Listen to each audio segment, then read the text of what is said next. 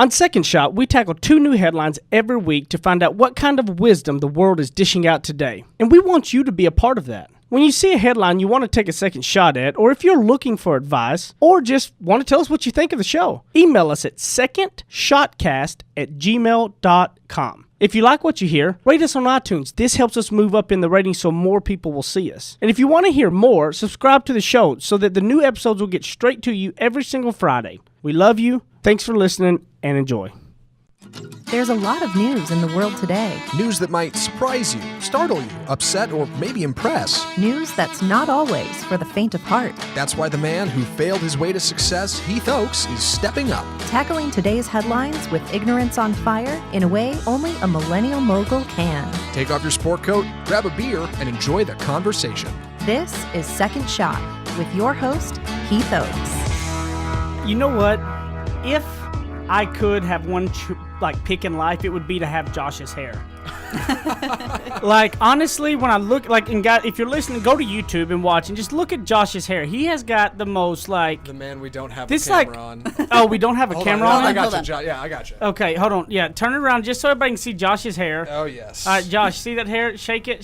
That okay. luscious mane. Oh, look at that. That's just, oh, yes. There you go. He's been working on that for a while. So that's got to go, everybody's got to go to YouTube. You got to go look at his hair. I want that hair. And I know I won't have that. Like, it doesn't happen the same It's way. solid. I would rock it if I could. He must take Biotine. See, and I want to cut my hair, though. Why? I do take Biotine, yeah, obviously. Yeah. It's also good for prenatal, but for me, I use it for hair. Yeah. So what's up, everybody? Look, we got, if you know, a familiar voice that we hadn't heard from her. She's done too big for us now. Hey. You know, she's too big. She's a big wig and all, but Kristen, welcome back to the show. I'm so glad to be back. You know, I heard you guys talking about me a couple episodes ago, Oh, yeah. and I figure I better come back so I can defend myself exactly. And we got we got Zach and then Josh here as well with the hair. Yeah, Josh with the hair. Kind of like Josh Sampson. Josh the Samson. Yeah, like Samson from the Bible. Like Samson was a great character. He was, yeah. Yeah. Women always got in his head. That's what he lost it all with. Popular with the ladies. That was Samson. Heath, how's your week been? My week has been good, you know.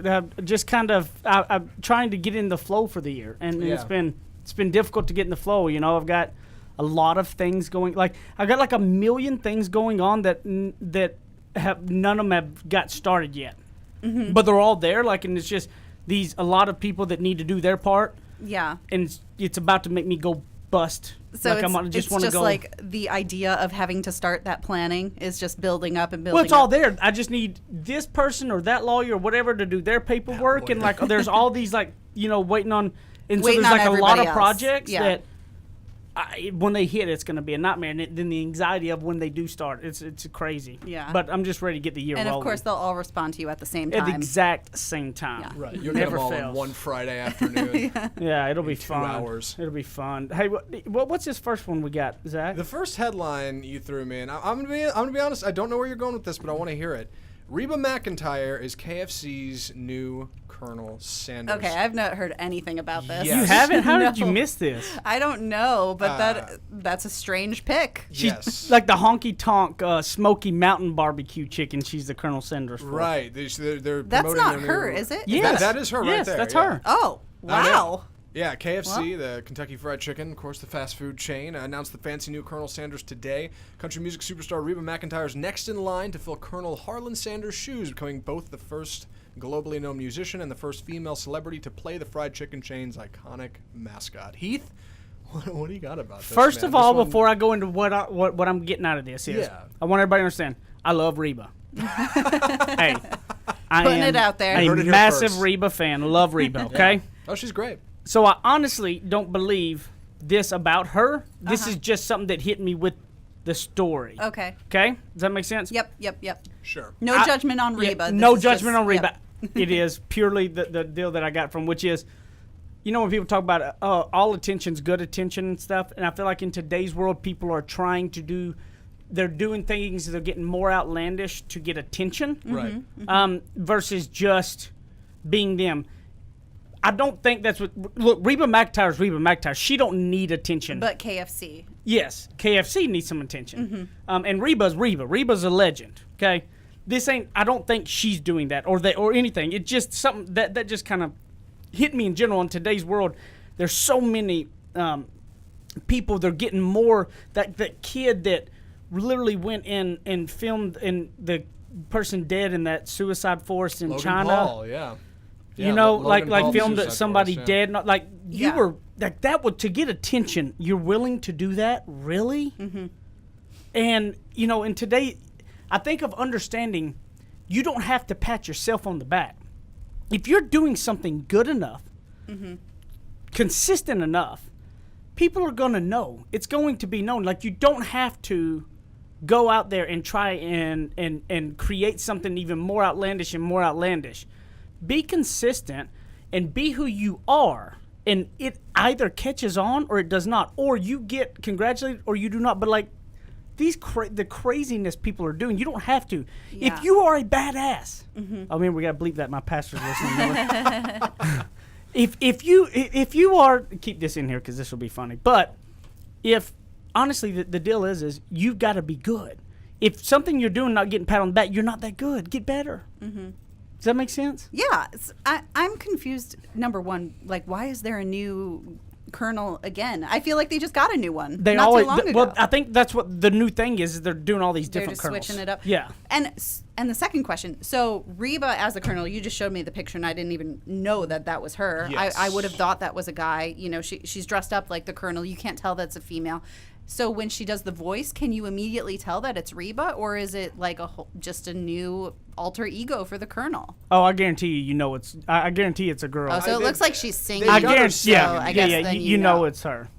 Yeah. Interesting. Yeah. You know, it is. We were talking about this on another show we do about how the internet, I think, and our current culture kind of drives us to try to do things that are bigger and better than other people. Because when you look at a site like YouTube, what do we see? We see viral videos, which are things that are very entertaining or very funny, and It's just the that general public has constant risen it to the one-uppedness. top. Right, yeah. Yeah. You have to do something incredible or amazing to be seen, to get somewhere. That seems to be kind of where we're at. No, but and- you don't have to. That's just it. Right. Here's the thing is, that person whose video went viral, like Chad, okay? Like Chad will tell you, 2 years of putting videos out before everybody, oh, he was an overnight sensation. He was 2 years putting videos together. For 2 years, nobody thought his stuff was worth a crap. Nobody sees And then all of the a work sudden, that leads up to one that. did catch on. So he didn't do anything different. They were all sitting in his truck. He didn't go out there and go film people in suicide forests. You know what I mean? Sure. Like that's another level of just like pittiness. Like it's just horrible to do. He was consistent. Right. And he had good stuff. Right. It just took time. He also That's didn't- what happens. He also didn't just strike a viral video overnight. Yes. He worked hard and eventually got there. It There's eventually a whole got- other lesson there. And but, all you of this know. stuff that people that are funny, like I love watching some of the funny Yeah. videos. Those people though are consistently putting good funny pranks out there, and they're nothing that is the outrageousness. They're just good and funny, you know. Yeah. But I come from the old school way that well, and here's the thing: is Kristen and well, I mean, no, we're same age basically. Zach, Yes. for instance, you know, really at the beginning of your career and all, if you're not getting the appraise or the attention or stuff you want from work or anything, for instance, Yeah. and you have to realize that you're not doing good enough job. Right. That's what I want to come into people's mind, is that it's not that so and so's not paying me attention, or I need to really, like, you know, you start spouting off at people, you start cussing someone out, or you get crazy because you're getting mad and frustrated. What I want people to know is that if you're not getting the attention you want, you got to go. Your first thought needs to be, I'm not doing a very good job. I got to be better. I got to get more. I got to do something better. Not, hey, look at me. Pat me on the back. Oh, and go tell everybody how good you are. You don't need to go out there and tell everybody to justify it if you're secure enough that you're doing the best you can. The people that would go out there and go, hey, look at me. You need to say something to me, are the people that are having insecurity because they're not doing their job. Right. And the fact is, it's easy to kind of stay in your current position and say, well, it didn't work out because this or that. It's easy to That's the assume that easiest. outside elements are the reason you didn't get what you Yes. want. It's hard to take personal responsibility and say, yeah, you know what, maybe I missed the mark on this. Maybe there's something I could have done, but you're better for it. That's growth. That's how you get to be a better person. Well, and it's also the, like, don't stop yourself from going out seeking attention.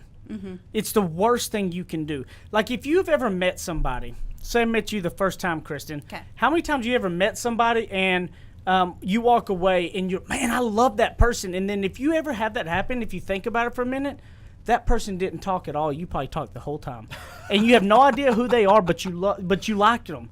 Because that person like asked you questions to engage, and you don't even know anything about them. But you just really liked them. That's the thing is the same thing with attention. If you go out asking for it and want to tell everybody how good you are at everything, let somebody go tell people how good you are for you. That's when you know you made it. So when those come into your mind, just say, I'm not doing good enough. It's not everybody else's fault. I'm just being weak right now at my job. Get better. Get better and let others bring attention to you. You don't need to go out there and create that attention yourself. So we'll go on to the next one here because but Reba, I love you. I'm a Reba fan, okay? We'll be back for the second segment of Second Shot.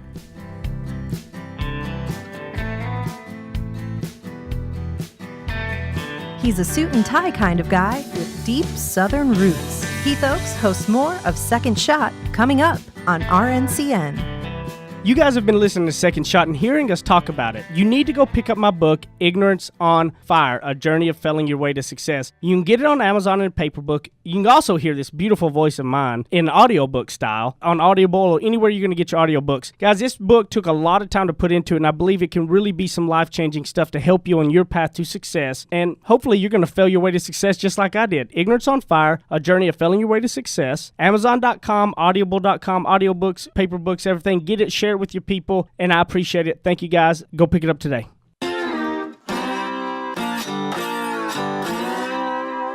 Ready? Aim. Fire. Second Shot is back for another round on RNCN. Now, if we're going to have the video going the whole time when we come back, I need to get a wig like Josh's. Like, how funny would that be if I put, like, a wig on that was like Josh when we come back from video, if somebody's watching it? It's like, bam, like there I am with, like, the full-blown Jerry curls. Luscious locks. Not Jerry curls. They're just luscious locks. Oh, luscious locks. I imagine Heath wearing Josh's hair would look kind of like Aragorn from Lord of the Rings. Wouldn't that be hilarious? Get Can you real imagine nerdy like for a me with second? that hair? That'd be great. It- Sign me I up. It would can't, look great. but It I'm would look looking great. forward to seeing That would it. be fun. I don't stand a chance in God's green earth into getting hair like that. I don't. Mine's straight as an arrow. Like Your hair my grows hair's good, though. My hair's straight. Like it doesn't. Like it won't. When I tried to grow it out when I was a kid, wanted to do it and You'd like just a like surfer, It kept like- going out like this because it just was piling on top of each other See, straight. that's a Texas humidity. Yeah. Heath, my hair did that too. It's called argan oil. Get some argan oil every Argan morning. oil? Yeah. Oh man, Josh has got the yeah, products. with the products. He's in there like with 5 products on, blow drying his hair like Fabio Biotin. style. You think this is easy? Yeah. No, sir. No. You don't just wake up in the sir. morning and piss excellence, Josh? Exactly. I try hard at it. All right, now this next headline is, again, it just has some really, really solid points in it. Yes. That yes, I mean, I know we're gonna beat the Nick Saban Alabama thing down. I mean, but it is very phenomenal what he has been able to accomplish, and this little article is pretty good. Alabama's Nick Saban has a 24-hour rule that will put you ahead of the competition. Why Alabama's football coach only gave his players one day to celebrate the national championship. There's a lot to unpack in this article, and frankly, I'm not sure the headline does it justice. No, it really, doesn't. At its core, what this is about Nick Saban being obsessed with competition And rather than being passionate about football. but read this part for the top part, Zach, and it says whenever he points it out to the winning, right? And he says he told the players what to go out or something. Right. Saban doesn't focus on outcomes as much as he focuses on competing and being all that you can be, and that's why he gives himself and his players 24 hours before they have to get back on the grind. Move on, he says, because there's another challenge. You created a target for yourself in the future in terms of people who want to beat you.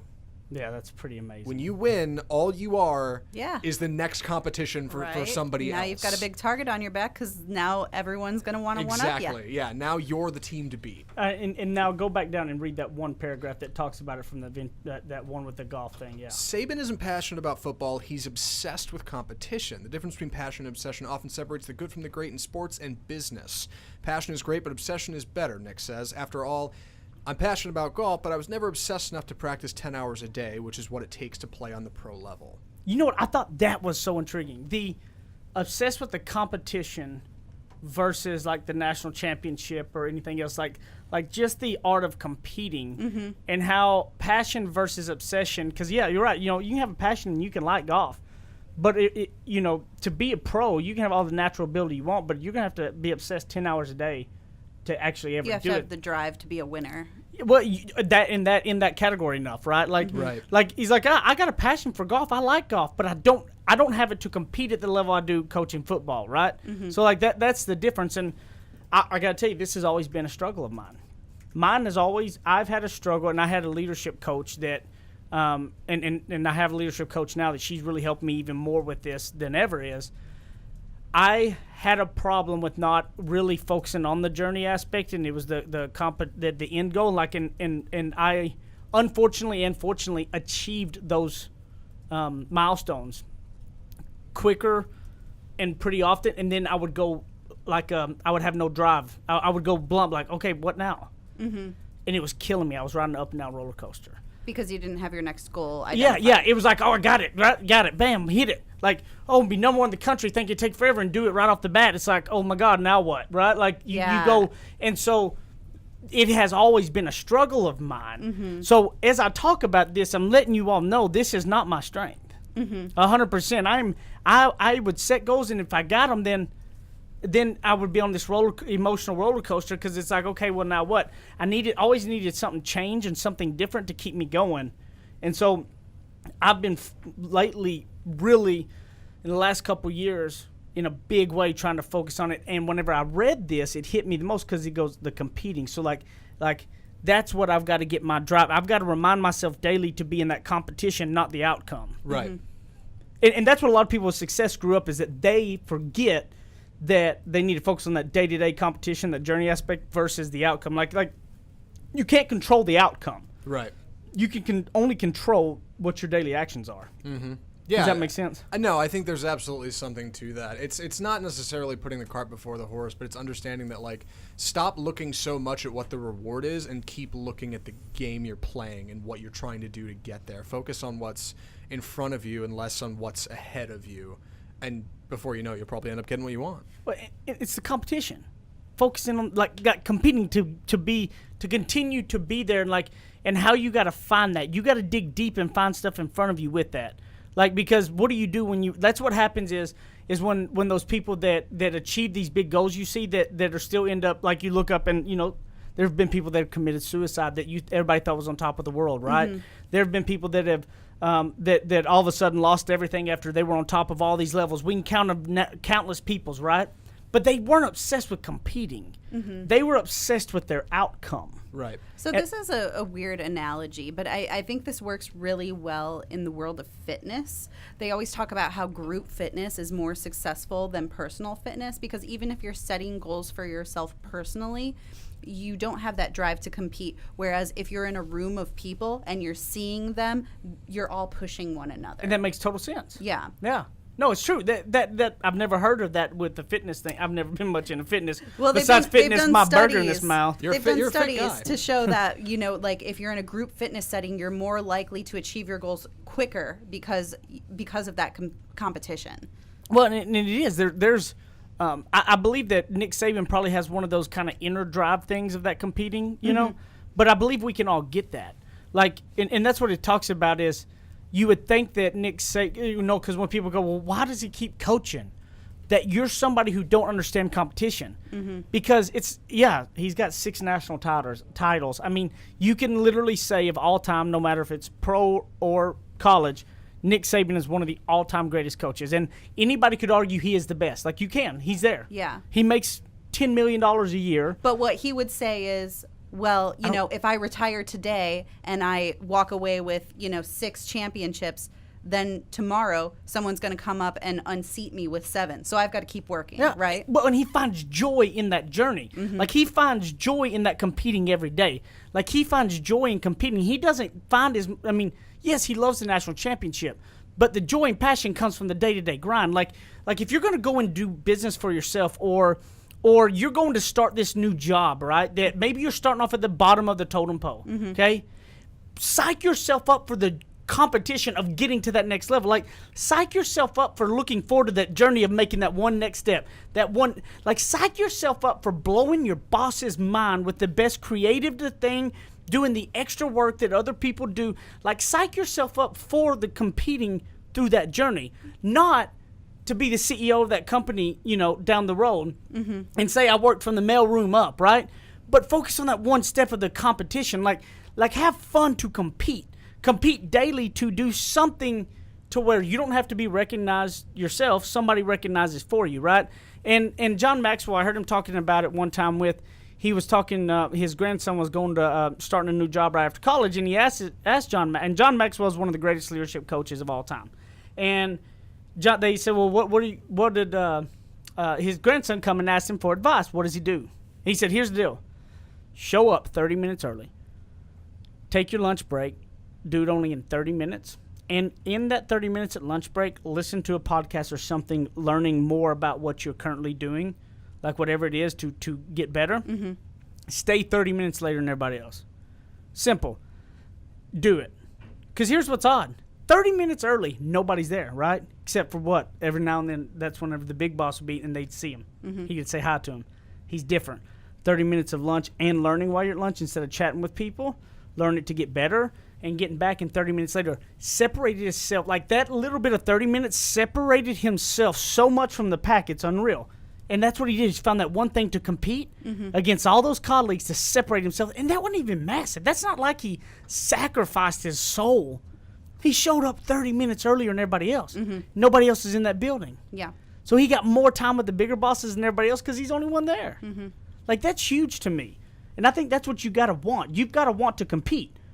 You've got to want to, whether it is, if you're starting your own business, be ready. It's 3, 5, 7 years of competing that the outcome may not be good for a while. But do you think that's something that you can teach, or do you think competition, that drive is innate? I think everything can be taught at some point or another. Do I think that some people have more natural ability, that if you put the natural ability with a very strong work ethic, that they can be this next level great legend that's always remembered? Yes. Do I believe that everybody has the ability to be a legend? No. I believe that there's some people that don't have it naturally, that have learned and taught it to where they can be great in that area. May not be legend, because to be legend is, but like me, for instance, I've got a lot of drive and discipline and all that. Loved football, but I did not have the God-given ability, that goes along with that. So I went to a 1A school where I was able to play nonstop because there was only 30 people on the whole football team. I was able to play and have fun. But my drive and all of that alone wasn't going to get me to the NFL. Yeah. I'm still not 6'4", and I don't run a 4.2 40, right? So the same thing. That's where I think it goes into plays that, but I was able to be a good high school player. So you can do both of them. I believe that sometimes you just may not be legendary, but you have the ability to learn everything, I believe. So we'll come back here to the third segment of Second Shot when Zach's calling me down.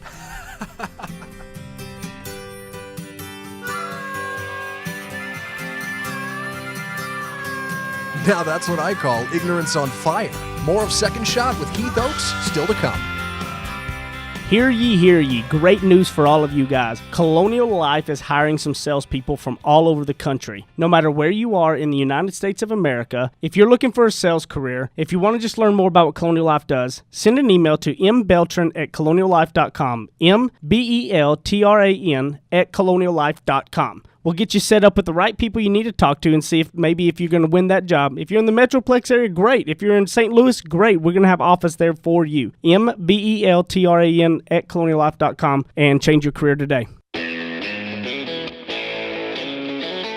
Kick off your boots or suit up. The choice is yours. Welcome back to Second Shot on RNCN. So kind of going back, it was kind of interesting. We were talking to Kristen, and as we were talking about earlier on building relationships and talking about how a lot of people will sit around trying to tell about all the great things they've done versus asking questions, and how a lot of times when you walk away from a conversation, you go, man, I really love that person. If you think back, you were the one talking the whole time and they were asking you questions and listening. And it kind of goes that's a key part about building relationships is asking questions, being interested in learning about others, and just listening, and people will love you. You ain't even got to say a word, and they'll know all your accomplishments for you. And so as we were saying that, Kristen was like, "Oh, so Jerry, go by. I want to bring him in here to tell the story." So I'll let Kristen kind of. Yeah. So Jerry Acuff is someone we work here with at RNCN from time to time, and he's got this really great story about relationship building. And as you were telling that story, Heath, I was like, "Oh my gosh, Jerry just popped into my head," and he happened to be in our office at the same time. So I wanted to bring him in so he could tell his personal story. And Jerry's actually rated, one of the top 5 sales professionals in the world, and I feel like you and Jerry share a lot of the same ideologies, and so I just wanted to kind of get the conversation started because I think it's going to go great places from here. So Jerry, thanks for stepping in to join us. Well, thanks for having me. I've written 3 best-selling books on relationship building, but it's how do you build a valuable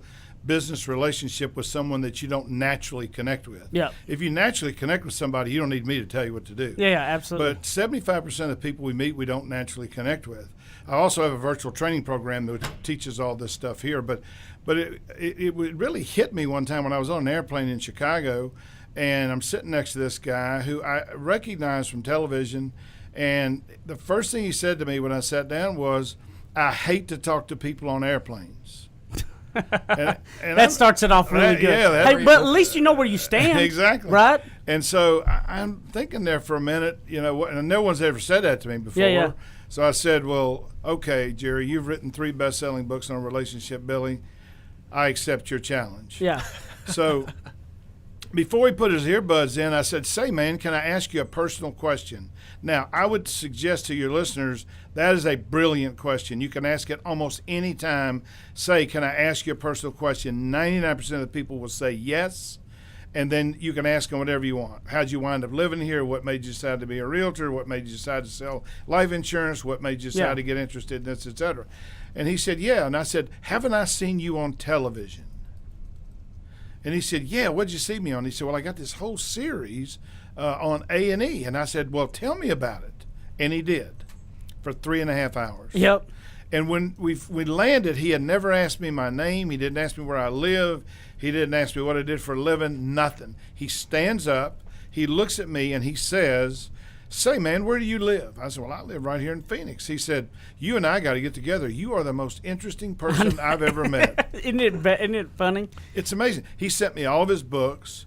He sent me, his tapes and stuff. He's a brilliant guy. Yeah. But I said, that's a perfect example of how you build a relationship with someone you don't actually naturally connect with. The thing I try and get people to understand, and I say, if I could summarize my books in one sentence, it would be, it ain't about you, it's about them. Yeah. And the easiest way to make another person feel valued is to simply listen to them. Yep. And what we want to do is just talk to them. We're dying to talk. And there's lots of natural things going against you because you think faster than you talk, and so listening is not that easy to do. Most of us only use about 25% of our ability to listen. But if you can actually zero in on that other person, if you can have a genuine curiosity in but that's what it goes back to. You have to have a genuine curiosity. Yeah, genuine. Because if you were practicing just asking questions because that's what people told you, right? What happens is it comes off so clearly that you really don't care anything that you're asking me. Right. And that's why in my sales book, I wrote a book called Stop Acting Like a Seller, Start Thinking Like a Buyer. Yeah. And my second chapter is intent is everything. And if my intent is to deepen my understanding, I never ask a question unless I'm trying to deepen my understanding of who you are, how you became who you are, what you think, or how you make decisions. Yep. So my intent is always what I call pure. I'm never trying to sell you because I don't believe in trying to sell anybody anything. I believe that it's our job, if we're in sales, to get people to buy in. Absolutely. And if you're good at what you do and they need your service, probably don't know it when you start, then you can get people to buy in. But you can't do that unless your intent is pure. How funny is it in sales that salespeople will get freaked out and they automatically go like pitching their product versus what I try to teach is when you get freaked out, just ask more questions. Like don't go to the pitch because if you don't ask questions, if you ask questions, they're going to tell you what to sell them on. Right. They're going to tell you everything you need to know, but they always freak out and miss that part, which is the most important. It's like if you did everything else, if you were horrible with your product and all, but at least you ask questions, I mean, you're going to get a lot further wrong. Right. No, I was checking in at the Wynn Hotel, and I was speaking to 1,000 people there about last year, and this woman says to me, "Hey, what are you speaking of?" I said, "Sales." She said, "Well, I'm in sales." I said, "What do you sell?" She said, "Final insurance, final expense." And I said, "Well, how's it going?" She said, "Not very good." So I said, "Well, I'll send you a copy of my book, and if it helps you, let me know." So she calls me back and says, "I read your book. It's powerful, but this ain't what they teach me." I said, "Well, what do they teach you?" "Well, they teach you, they give you the leads, and then they teach you to go knock on the door, find your way in, and then sell them hard and close them." And I said, "Well, why can't you do that?" She said, "It's just not me." And I said, "Do you want me to tell you how to get more appointments?" She said, "Yeah." I said, "Here's what you do. You get the lead, you call the woman, and you say, 'Miss Johnson, this is Tamika. I make the decision that this is obviously important to you, or you wouldn't be sending this to us, okay? Yeah. So I'd like to come by and actually give you this information, but I want you to know before I come exactly what our visit's going to look like." Yep. So here's what's going to look like. I'm going to walk in, I'm going to hand you the information you requested, and then I'm going to ask you 3 questions. At the end of those 3 questions, I'm either going to leave or you're going to beg me to stay. Yep. Can I come by next week? Now, she got tons more appointments. Now, her next question to me was, "Well, what are the 3 questions?" I said, "Well, the first question is, there's no right or wrong answer to this question, okay? But when you're thinking about final expenses, do you have a lot of money saved, a little money saved, or no money saved?" And there's no right or wrong. Now, if they say they got a lot of money saved, you shouldn't be there. Yeah. If they say little or none, say, "Okay, here's question number 2. Question number 2 is, when you pass unexpectedly, obviously your family would be grieving, but who would that responsibility fall to?" Yep. And they're going to give you a specific name. And I said, and your third question is, so let me ask you this. If it falls to Sandra, your daughter, then how gigantic a problem financially would it be for her to have to take on your final expenses? Yep. And if the answer to that is a huge problem, then you and I need to talk. If it ain't a huge problem, get the hell out of there. Yeah. It's just that simple. Well, and it all goes back to what we talked about, which is the asking questions. There's a book that I love that helped me in a tremendous way here. It's called Change Your Questions, Change Your Life. And it really kind of walks a lot through that. But it was as salespeople and as humans, we all like to talk. Right. Everybody does. I don't care who you are. And in order to kind of change those up to build more relationships, because building relationships are healthy for everything above. And so you've got to ask more questions. Everything about it is ask more questions. Get to know people more. Just ask questions, and they want to talk. Everybody wants to talk, so ask the questions. And it's like you said, that it's a perfect example. It's kind of taking that person who says, "I won't buy today no matter what," getting them to buy, like we on the airplane saying, "I hate talking to people on an airplane." By the end of it, it was just a challenge for you. That's what's interesting. But we kind of got us a nice little added bonus feature on today's podcast when Jerry able to come in. I appreciate it so much. Thank you for taking the time to come in and share a couple pearls of wisdom for us. And I have a feeling that's going to help in a big way. And I think if people keep focusing on that, asking questions, it's going to change a lot of things because a lot of people don't ask enough questions. Well, the more you know about a customer, the more likely you are to get them to buy into what you want. Absolutely. And the only way you can know anything about them is ask them questions. Absolutely. So, Jerry, thank you so much. We appreciate it. Heath. Zach, Josh, thank you guys. Of course. At Heath Oaks at Ignorance on Fire. Remember, guys, secondshotcast@gmail.com. Send us email questions, ideas you've got or anything. We're coming up on our first year on the show, and we've clipped over 60,000 subscribers. So, we're trying to get to that 75,000, by the end of February. That's what we're going to need all you with. Leave us a rating or review. Share it with everybody you know. At Heath Oaks, at Ignorance on Fire, secondshotcast@gmail.com. Thank y'all, and I love y'all.